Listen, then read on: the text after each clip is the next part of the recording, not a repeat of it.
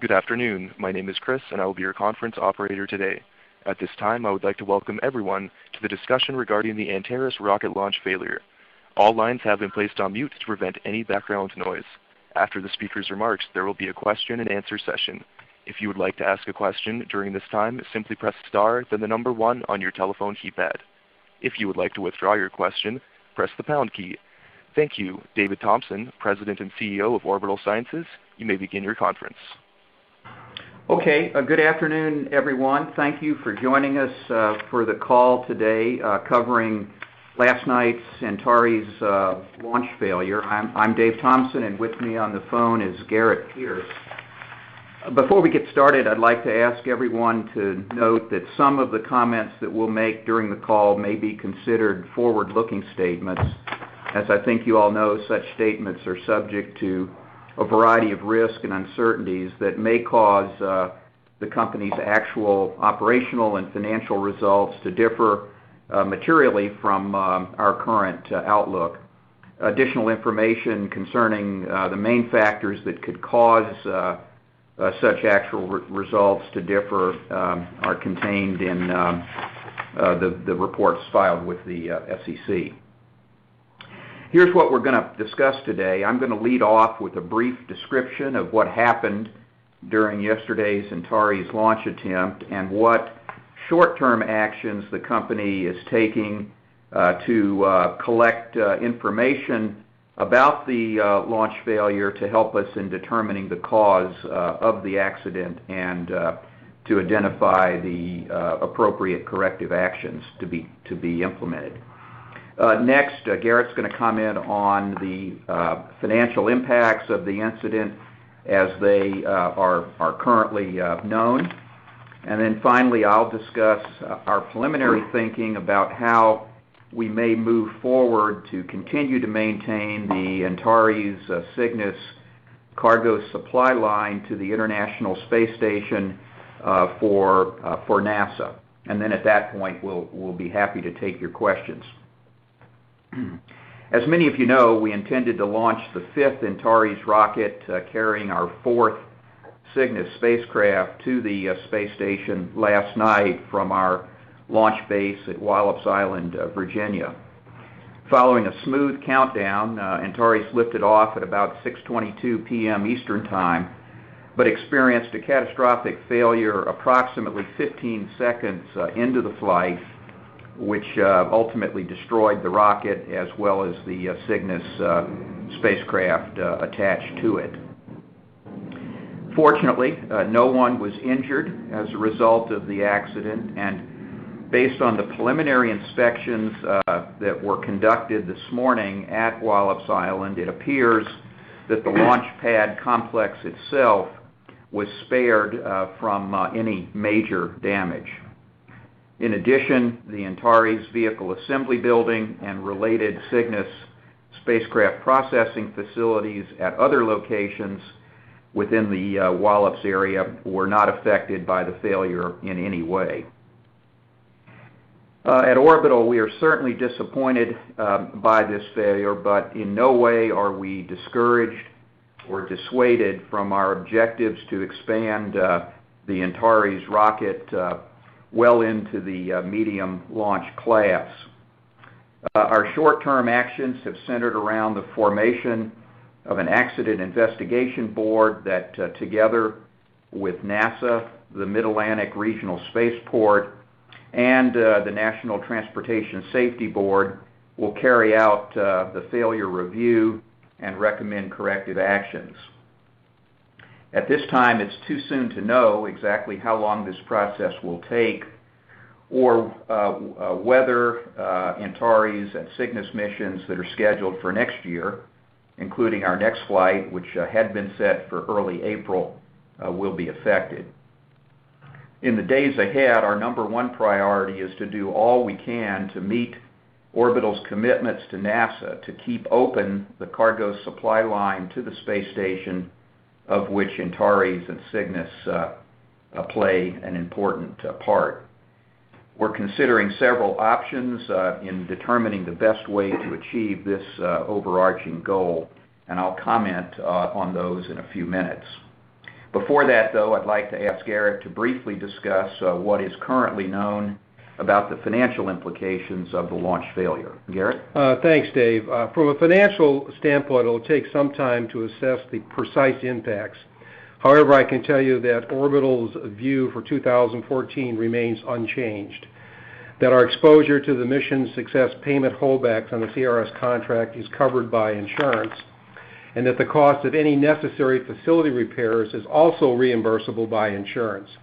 As Dave said, early indications are that the Mars launch complex came through without any major damage, so hopefully repairs will not be extensive.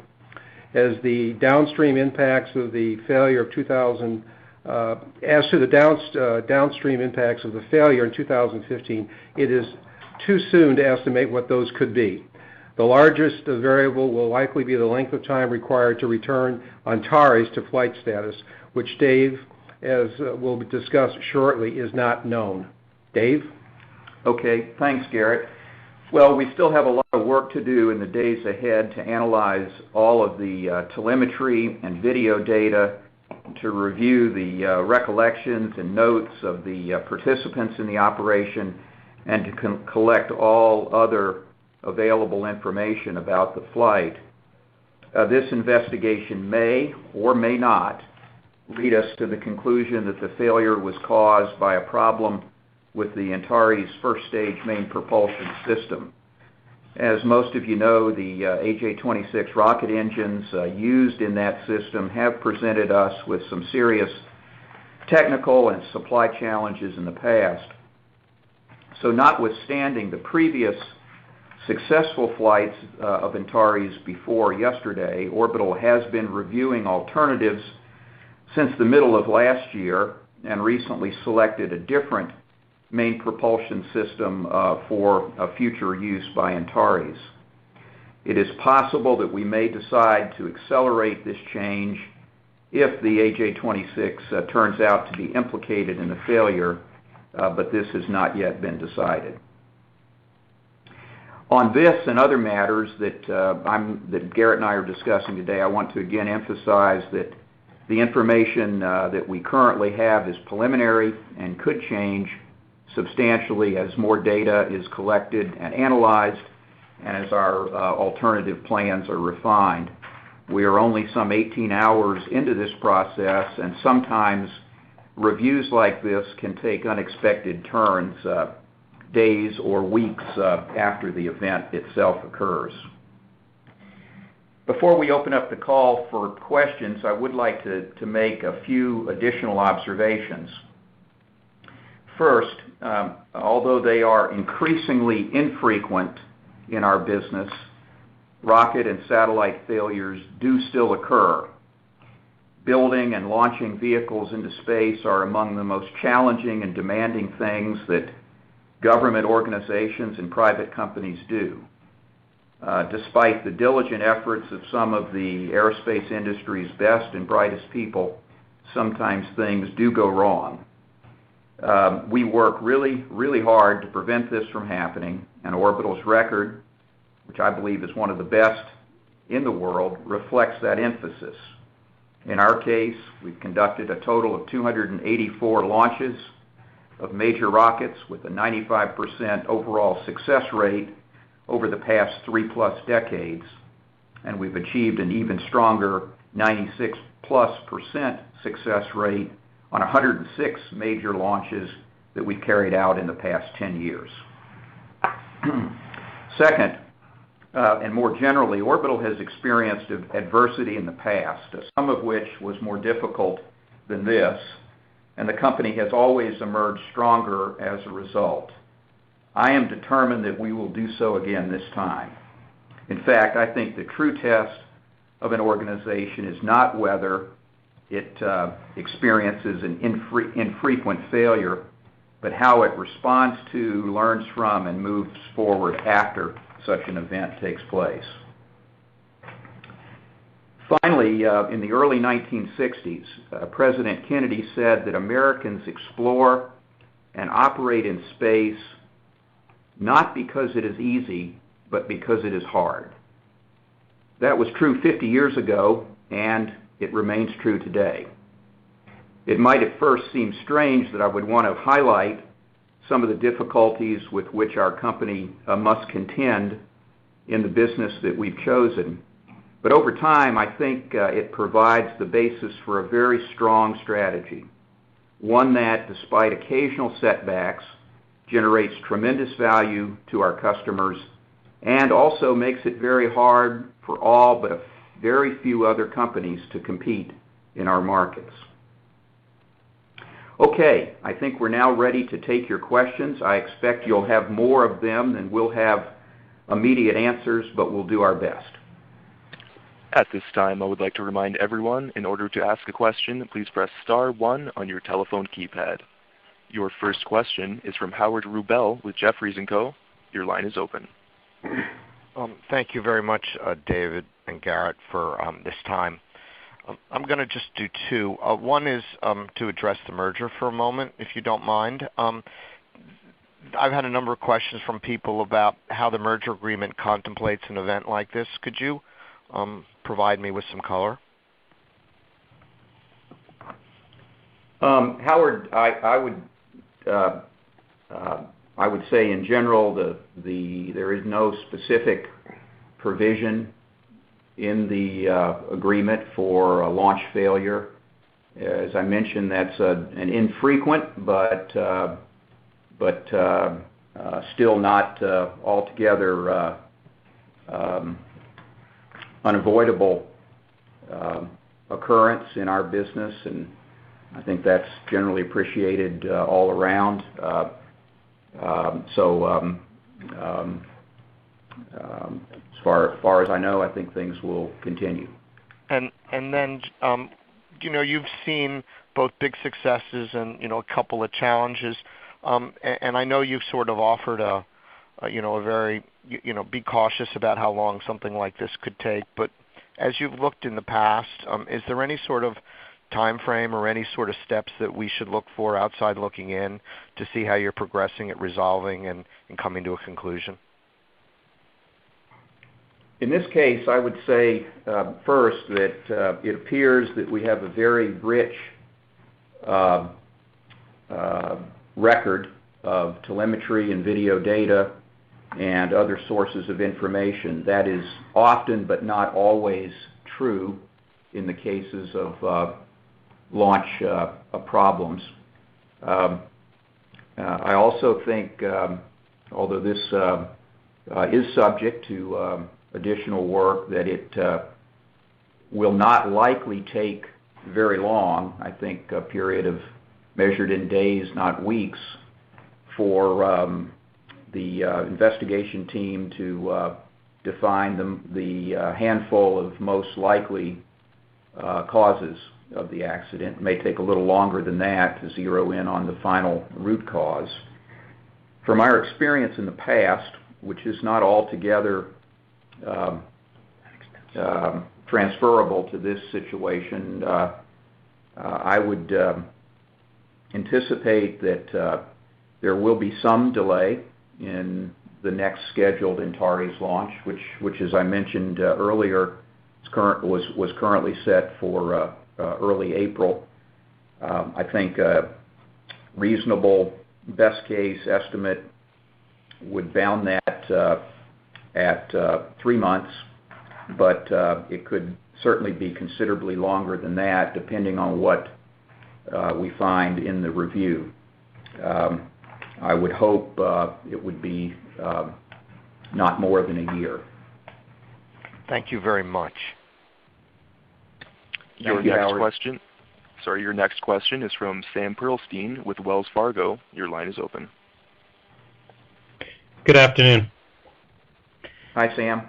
Hi. Can you talk, and I guess, Garrett, more on the financial side is, you've recently raised the booking rate on the CRS program to date, and I guess from this point forward, should we be thinking about it as likely not increasing certainly until this is resolved, or should we be thinking about it actually moving back down a little bit from here?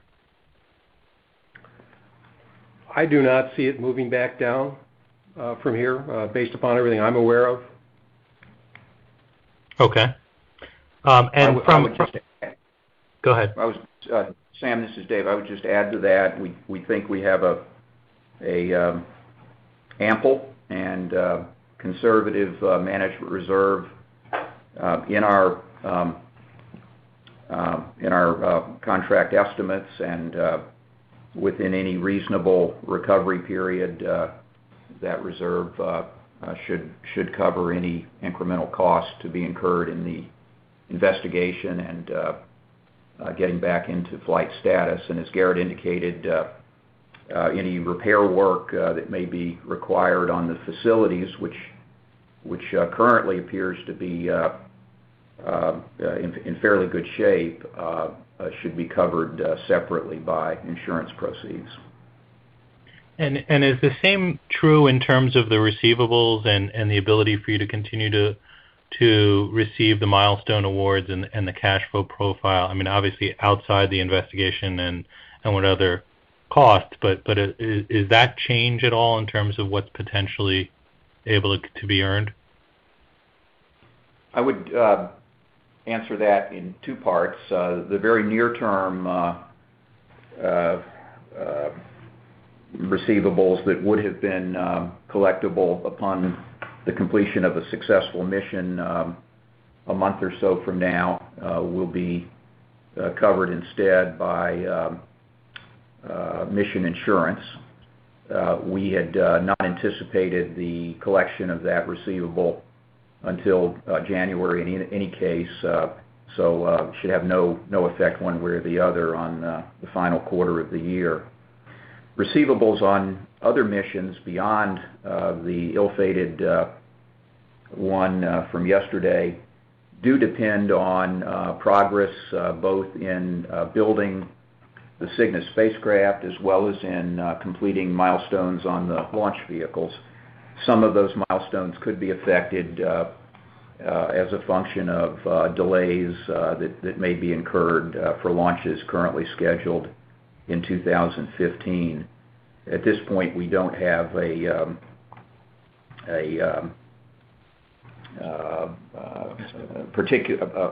precise estimate on the magnitude of how that might vary, but we'll be working to put one of those together in the next couple days.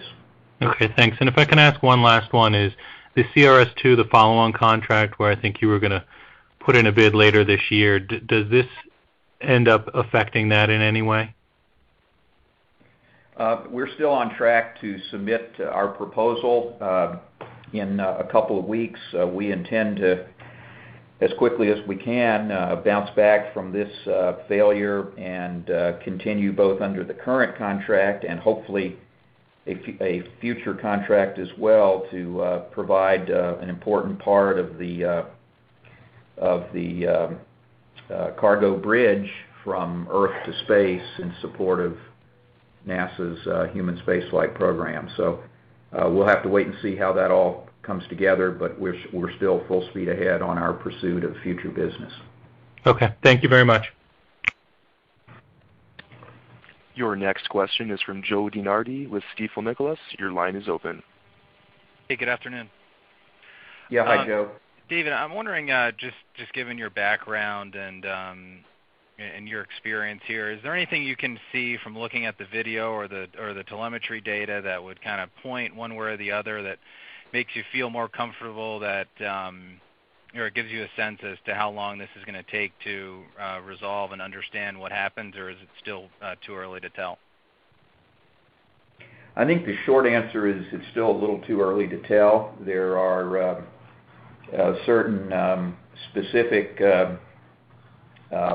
elements of data that have been preliminarily analyzed to date that point in a particular direction, but my experience also suggests that sometimes first impressions are not correct ones, and it's very important not to focus too early on what may at first appear to be the cause of an accident like this. It's important to do a very comprehensive review and consider things that may at first not appear to be likely causes of a failure, just to be sure that you don't fixate early on what initially appears to observers to be the likely cause and end up missing the real root cause.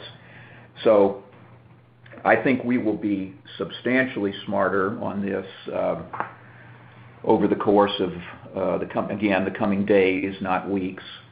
I may be surprised. It may turn out to take longer, but my best guess right now is, again, assuming we proceed in a very diligent and open-minded way, that we'll be zeroing in within a week or so to where the problem is likely to be found. Okay, that's helpful. And then if you do decide to use your the alternative to the AJ-26, what's the time frame for when that would be ready? Under the original plan, we were as of now about 2 years away from conducting the first launch of an Antares with the second generation propulsion system. We are currently looking at the prospects for accelerating the introduction of that system, and I do not at this point have a firm estimate for how much of that 2-year period could be compressed. I certainly think we can shorten that interval, but at this point I don't know by how much. Okay. And then, Garrett, just this last one from me. Can you just, I assume that there's not going to be any revenue booked on the program until the investigation is resolved, and can you just maybe help us understand, if you're not doing any work on Antares, can you still do work on Cygnus and book revenue and work down the receivables balance through that, and maybe what the breakdown is? Yeah, I don't have the details, but we will continue to recognize revenue on a percent complete basis as we have over the life of this program, and there will be activity going, and milestones will be met, and payments will be made. So we have no reason or to suspend recognition of revenue, none whatsoever. And Joe, I think you were beginning to draw a distinction, which I think will be helpful, and that is the work on the Cygnus spacecraft will continue apace, and that will generate incremental revenue. And where the milestones are tied to Cygnus-related items, those milestones should still be accomplished. On the launch vehicle side, Antares, there may be a bit of a slowdown there for a period. Again, that all depends on what comes out of the investigation. But the Cygnus component of the contract, which is the larger part of the contract, will continue without interruption. Okay, but NASA hasn't, or you haven't decided to stop work on the Antares at this point? No.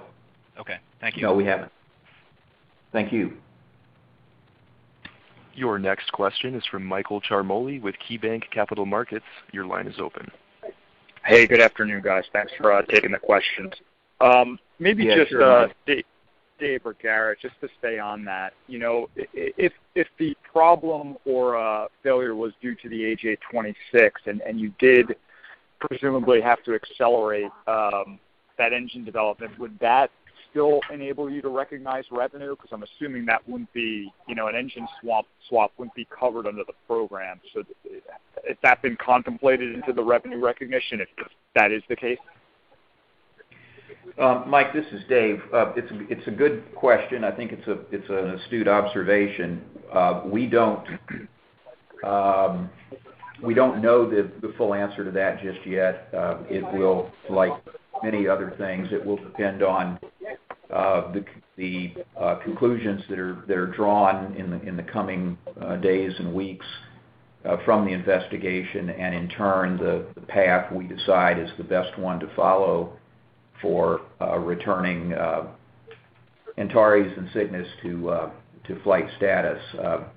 There may be minimal impact. There may be a gap of revenue on the launch vehicle side, or potentially there could even be an acceleration depending on the details of how we go forward. Okay. And then can you just remind us, I believe you had, this was going to be the first launch with some newer content, I believe the upgraded ATK motors. That was the only new wrinkle in this launch, if I'm correct. Yes, you are correct. This represented a second stage propulsion system upgrade on Antares. We have absolutely no reason at this point to have any concerns about the performance of that new second stage. Of course, we didn't get far enough along in the ascent trajectory to exercise that new propulsion system, but there's nothing that's been seen so far that would suggest that was a contributor in any way to the failure. Okay, and then just the last one, I guess, for me on the merger. I mean, it's probably, you guys are keeping the guidance this year, probably too early to even discuss the implications on everything for the pro forma you have laid out there. Again, barring, engine changes, or I'm assuming everything on the pro forma merger assumptions are still intact. I think you're right. It's just too early. It's too early to really be able to provide much insight into that. Okay, and then maybe I'll just sneak one last one in. I mean, your experience, failures do happen. You've obviously been trying to market Antares to other commercial military customers. What's sort of the mindset, again, maybe drawing on past experiences, how does this impact the potential sales process for Antares? Well, I think there's some cross currents in that area. Certainly, a failure like this for a launch vehicle still relatively early in its life cycle is not helpful in a general sense. On the other hand, the possibility of an earlier introduction of the new main propulsion system may actually be a positive development. How those two factors net out is too early to tell and may vary depending on the circumstances of different customers. Got it. Thank you very much, guys. That's all I had. Okay. Thank you, Mike. Your next question is from Tyler Hojo with Sidoti & Company. Your line is open. Yeah, afternoon. I just wanted to follow up on one of Mike's questions. So totally understand that it's too early to kind of ascertain, some of the long-term earnings projections that you had out there for the combination of Orbital and ATK. But since that's the case, and since that you basically don't really know when the outcome of this investigation is going to take place, are you considering perhaps delaying the shareholder vote in regards to the merger of equals? I think it's Tyler. I hate to sound like a broken record, but I think it's too early to tell on that too. Okay. All right. Okay. Thanks. And just in regards to kind of the no change to the 2014 guidance, I could be mistaken, but my thought was that the updated guidance that you gave in Q3 anticipated a margin step up on CRS to close to 7%. I'm assuming that's not going to happen, so why wouldn't at least the top end of your guidance come down? Tyler, this is Garrett. The guidance we gave, we did not indicate that we were going to take a step up. We said it's possible, but whether we took it or not, we would be in the range that we provided. Okay. All right. Thanks. And just one last one, if I may. So in the prepared remarks, David, you mentioned you were considering several options in terms of keeping the supply lines open to NASA. I think one of them was potentially swapping out AJ-26. Is there something else that's kind of on the table right now? There could be, but I'd prefer not to comment on it just yet. But but again, I would just go back and stress that our number one priority at this stage and always is to meet our commitments to the company's customers, and in this case, NASA, which was our first customer and is our longest-standing customer. So if we love to build rockets and satellites, but more importantly than that, we love to have happy customers. So we want to make sure that we look at all alternatives to minimize any disruption at all, if that's possible, to the cargo delivery schedules that NASA's counting on us to do. So we're going to consider several possibilities, and I would guess sometime sometime in the month of November, we'll largely have settled on a course forward. It may be staying on the current with the current configuration. It may be accelerating the transition to a new configuration, and there may be a few variations on one or more of those themes. This may be a silly question, but is one of the things that you're batting around is maybe outsourcing this work to somebody else, or is that not on the table? I'd say at this point I'll just pass on that one and let us develop some of these options a little farther. Fair enough. Thanks so much. I appreciate it. Yeah, thank you, Tyler. Your last question comes from Chris Quilty with Raymond James. Your line is open. Thank you. David, question. Do you currently have enough AJ-26s in inventory to complete the CRS-1 even with this launch failure? If you were to contemplate going forward. Yes, there are adequate there are adequate AJ-26 engines in inventory, which, subject to ground testing and flight worthiness determinations, would fulfill all of our commitments under the current contract. Gotcha. And a clarification: is it fair to assume that your bid for the CRS-1 extension as well as the CRS-2 contract were both going to be based upon the re-engined Antares? Yes. Okay. And likewise, any of the commercial contracts you were discussing up to this point were based on a re-engined Antares? A little less. I think on that one, I'll be a little less clear cut, and probably not respond completely on that part, Chris. Okay. Fair enough then. Thank you. Okay. Thank you, Chris, and thanks to everyone for joining the call this afternoon. We appreciate your interest in the company, and we look forward to sharing more information as it develops in the days ahead. Thank you all. Ladies and gentlemen, this concludes today's conference call. You may now disconnect.